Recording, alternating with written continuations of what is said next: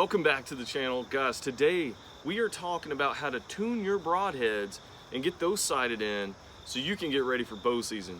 Guys, I am switching this year to mechanical broadheads. I have the Schwacker 2-blade, 2-inch cut broadheads, and we're gonna get these sighted in today. They do provide you with one practice broadhead.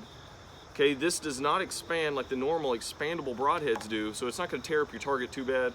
And guys, come along on the journey. I'm gonna show you what I do to get my broadheads sighted in. If you like this kind of stuff, go ahead and hit that like button. Subscribe to the channel if you haven't become a member already. Turn on that notification bell and let's get going with this video. Okay, so when we just sighted in the field points, we really didn't take the time to actually bring the bench out and really get it stable. But for the hunting broadheads, we are gonna bring out the bench here.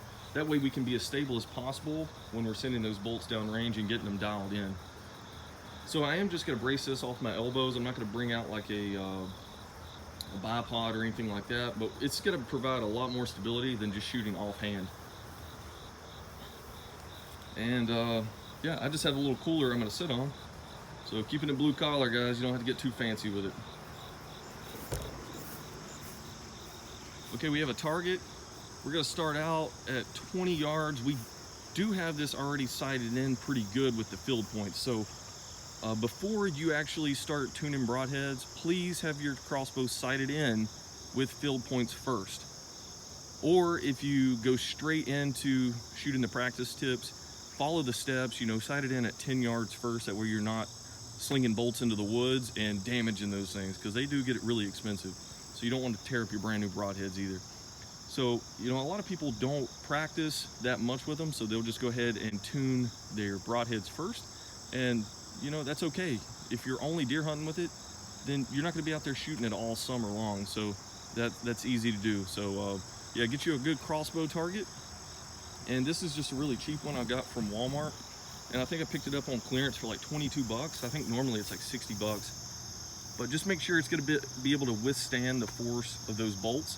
And if you're gonna be tuning a broadhead, you're gonna need a target that allows you to shoot broadheads. So this does have the foam inserts, and that way it's not gonna tear up your target. Like if you had a bag target, you're not gonna be able to shoot broadheads at it because they're gonna get stuck in it. So take that in consideration when you're buying a target.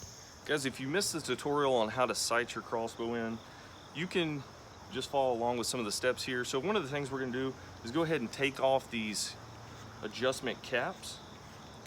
That way we can adjust our elevation and windage if we need to, and we don't have to actually remove the cap. So we're gonna get those put off to the side. So you can follow the same method for pretty much any kind of scope. So on top here we have our elevation. So that's gonna adjust the reticle up and down. And then on the side here, we have our windage. So that's gonna be our left and right, our horizontal adjustment for our reticle. So depending on the scope you have, these are 1/4 inch adjustments at 100 yards. So one click equals a 1/4 inch adjustment at 100 yards. And it's gonna be the same thing for the side here. Some higher end scopes will actually have like an 1/8 inch adjustment, but we're not gonna get too fancy with it, guys. We're just gonna make little small adjustments. And, you know, if you see that you made too much of an adjustment, hey, just cut it down a little bit. You don't have to get too fancy with it. Guys, keep it blue collar. And we're gonna show you how to do this right now. For the adjustments, your scope will tell you whether or not you need to turn it left or right to go up. And then obviously down would just be opposite of that. So right here, it says turn left for up. Okay, so I have my crossbow already cocked. We got the arrow ready to go.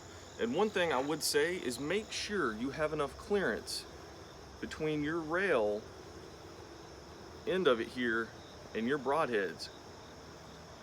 Okay, because not every crossbow is gonna be the same. So they might be a little different, and that would just suck to actually let this thing go off and end up hurting yourself somehow. Pay attention to that. All right, we are gonna brace off of this table.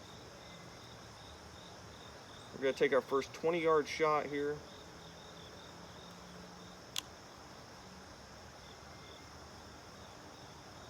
Just gonna go nice and easy, squeeze.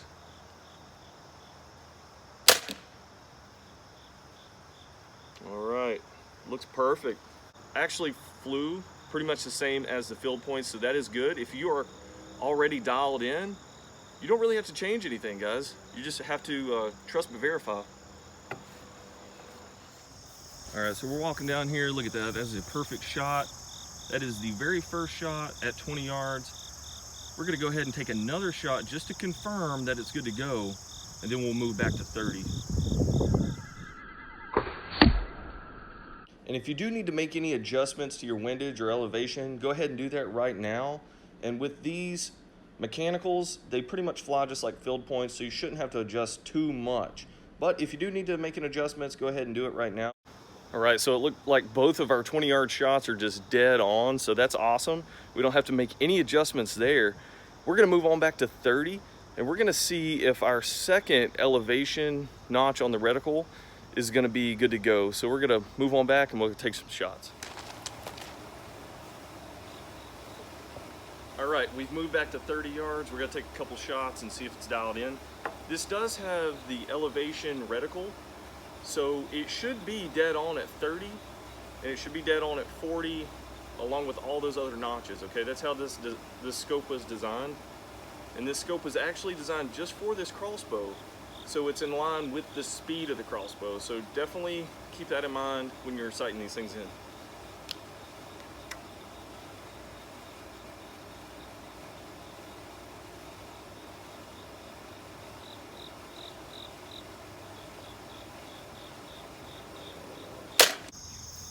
All right, you can tell that's still pretty much dead on, guys, and that's at 30. We're gonna take another shot. We'll put it on the target.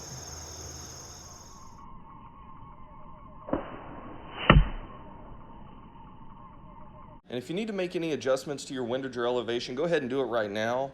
And just keep in mind you are going to be using these for hunting, so make sure everything is spot on before actually going out to the field and using this. All right, pretty much another perfect shot, guys, at 30, so that is a good sign. All right, guys, so we took those shots at 20, 30, and all you have to do is take the same ones at 40, 50 if you want to check.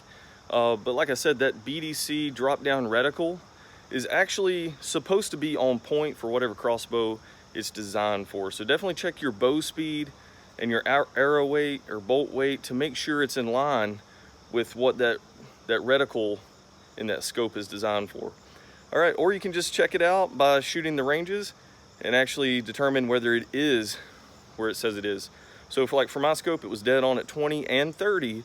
So I'm gonna go ahead and assume it's good for 40 and 50 if I were to choose to take a shot that far, but I typically don't. Usually anywhere from 20 to 35, that's about it. Farther than that, maybe 40 at tops. Okay, but I would still trust the crossbow to actually be that accurate. So if you have any questions about tuning your broadheads and getting them sighted in, please hit me up in the comment box below. And once again, these videos are kind of designed for beginners getting into crossbow hunting, and not necessarily if you know the ins and outs of all this, okay? So everybody has to start somewhere, and definitely thanks for checking out this video, and hopefully it helps you tune your broadheads to actually get out there and do some hunting this season. And guys, always, if you like this video, go ahead and hit that like button, subscribe to the channel. We'd love to have you. Turn on that notification bell, and thanks for watching.